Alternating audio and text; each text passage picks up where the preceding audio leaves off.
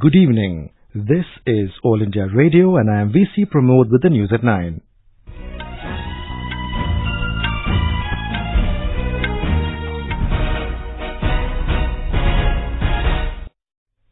The headlines. Government refutes in Parliament US President's claim on mediation in Kashmir issue. Prime Minister Narendra Modi never asked President Trump to mediate, says External Affairs Minister Jaishankar. Congress JDS government in Karnataka falls. Chief Minister Kumaraswamy resigns after losing trust vote by 99 to 105. Supreme Court extends NRC deadline in Assam by 1 month to August 31st. Former Foreign Secretary Boris Johnson to be the new British Prime Minister. In badminton, Sai Praneeth advances into second round of men's singles of Japan Open.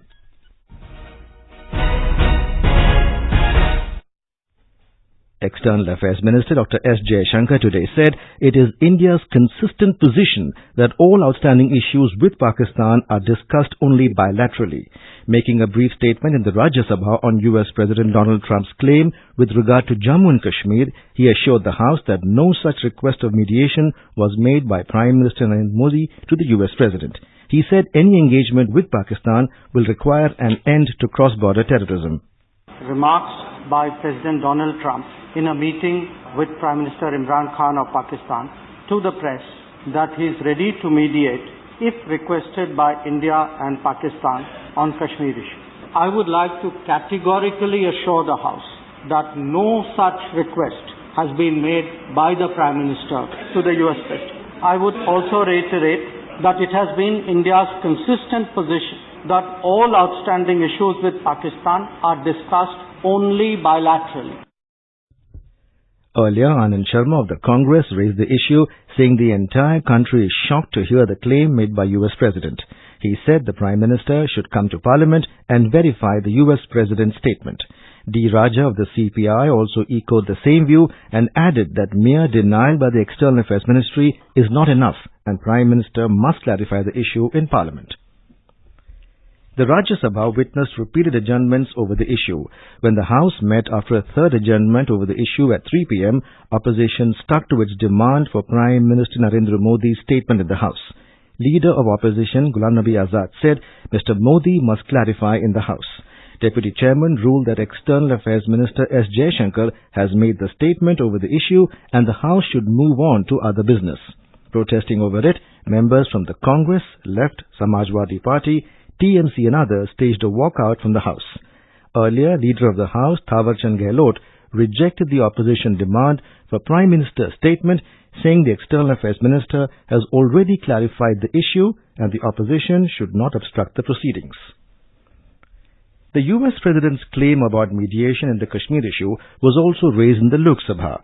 As soon as the House met for the day, opposition members created uproar and shouted slogans demanding the presence of the Prime Minister to clear the air.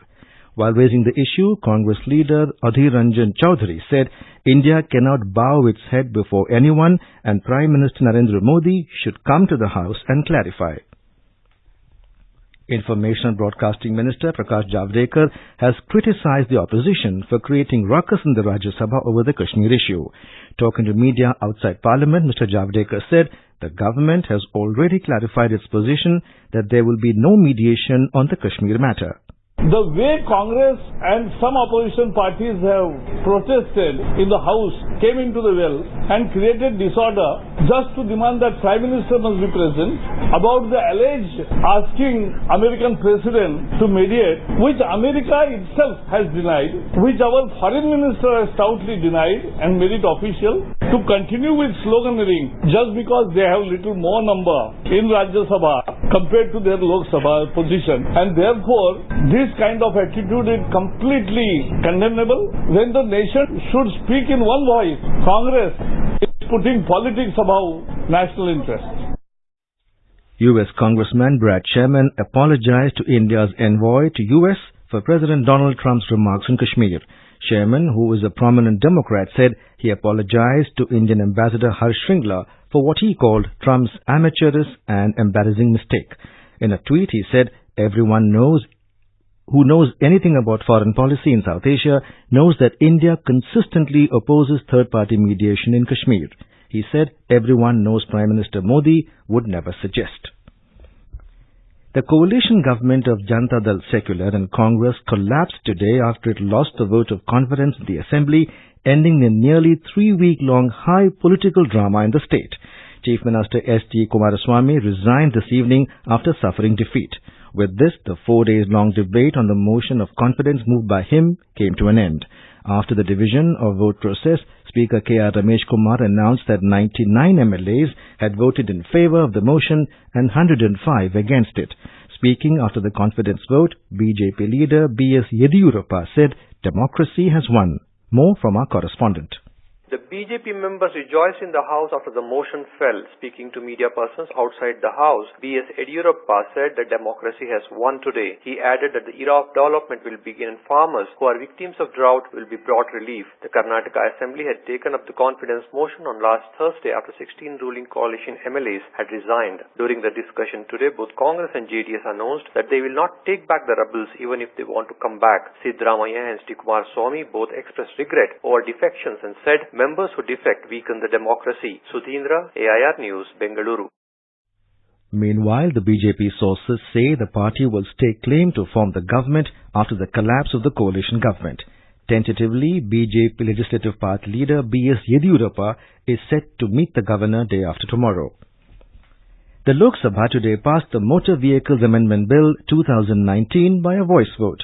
The bill seeks to amend the Motor Vehicles Act 1988. Provisions related to increasing penalties of traffic violations, addressing issues on third-party insurance, regulation of cab aggregators and road safety are proposed in the amendment.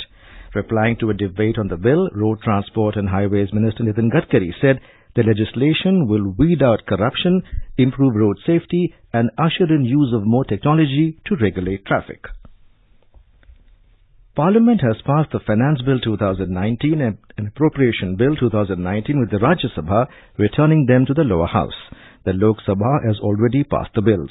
The Finance Bill gives effect to the financial proposals of the central government for the fiscal year 2019-20, while the Appropriation Bill seeks to authorize payment and appropriation of certain sums from and out of the Consolidated Fund of India for the services of the financial year 2019-20. Replying to the debate on the bills in the Rajya Sabha, Finance Minister Nirmala Sitharaman said the government brought changes related to taxation with an aim for building a new India where there is transparency, less government and more governance.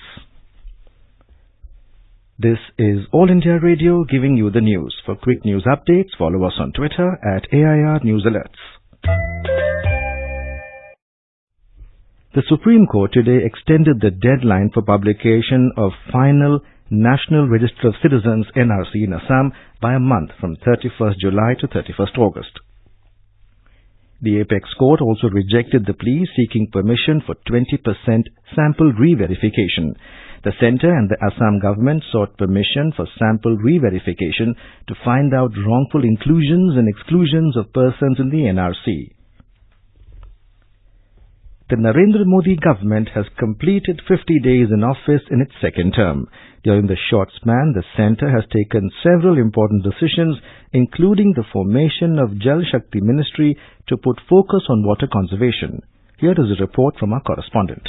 The centre has made water conservation its national priority. It has created a new ministry, Jal Shakti Ministry, to manage water resources and water supply in an integrated and holistic manner. It will work with state governments to ensure Har Ghar Jal, which is piped water supply to all rural households by 2024. The government also launched the Jal Shakti Abhiyan to create awareness about the benefits of water conservation and declining sources of water in the country. Prime Minister Narendra Modi has urged people to wholeheartedly support the initiative. He said that no stone should be left unturned in strengthening the mass movement to conserve water. The initiative has two phases. The first phase will continue till 15th of September for all states and union territories. The second phase will be between 1st October to 30th of November for states with retreating monsoon. With Suparna Saikia, Swati Rakheja, AIR News, Delhi.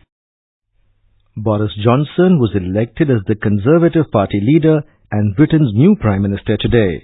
Johnson, the former Foreign Secretary, secured 92,153 votes against 46,656 of his rival Jeremy Hunt in the battle for 10 Downing Street after Prime Minister Theresa May announced her resignation amid a mounting rebellion from within the party. Afghan President Ashraf Ghani said today the US should clarify the remarks made by President Donald Trump about Afghanistan, including a claim that he could easily win the war but didn't want to kill 10 million people. Trump had made several controversial statements a day earlier alongside Pakistan Prime Minister Imran Khan at the White House, including that he had plans that would ensure a speedy end to the Afghan conflict but which would wipe the country off the face of the earth. National Broadcasting Day was celebrated today. On this day in 1927, the first ever radio broadcast in the country went on air from the Bombay station under a private company, the Indian Broadcasting Company. On the 8th of June 1936, the Indian State Broadcasting Service became All India Radio. Since 1927, radio has been an important part in people's life in India. Information and Broadcasting Minister Prakash Javadekar has wished the people on the occasion.